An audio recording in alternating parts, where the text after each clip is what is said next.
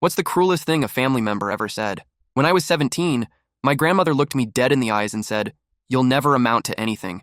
You should give up on your dreams right now." I was telling her about my plans to become a musician and move to Nashville after graduation.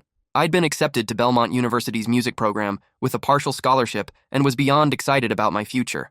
Her words hit me like a truck. "Grandma, why would you say that?" I asked, tears forming.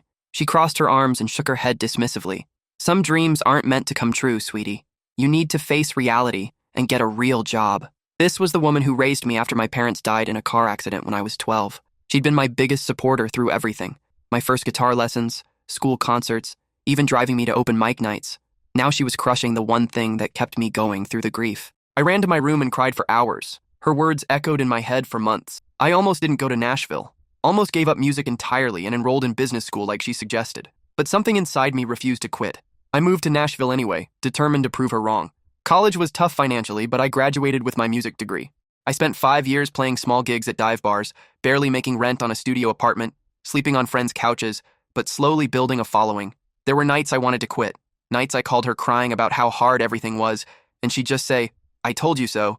It's not too late to come home and be sensible." Last month, I finally got my big break, a recording contract with a major label and my first single hitting country radio. I called my grandmother immediately, ready to tell her I'd proven her wrong. "Grandma, I got the record deal. Remember when you said I'd never amount to anything? Well, I did it. I'm actually going to make it." There was a long pause. Then she started crying.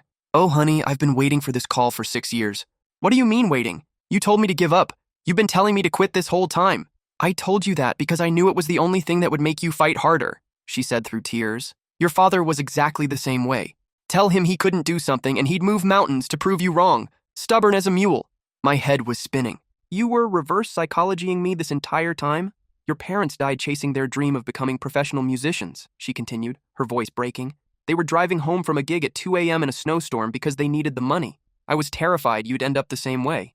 Talented but reckless, chasing dreams without thinking about consequences. I needed to know you wanted it badly enough to fight for it, even when the person you loved most told you to quit. If my words could stop you, then the industry would destroy you anyway." I sat there speechless, everything I thought I knew shifting. "You've been believing in me this whole time? I have a box of newspaper clippings from every small show you've played." She laughed through her tears. "Mrs. Henderson from next door has been driving me to your concerts for years. I sit in the back wearing sunglasses so you won't see me. Grandma, I can't believe this.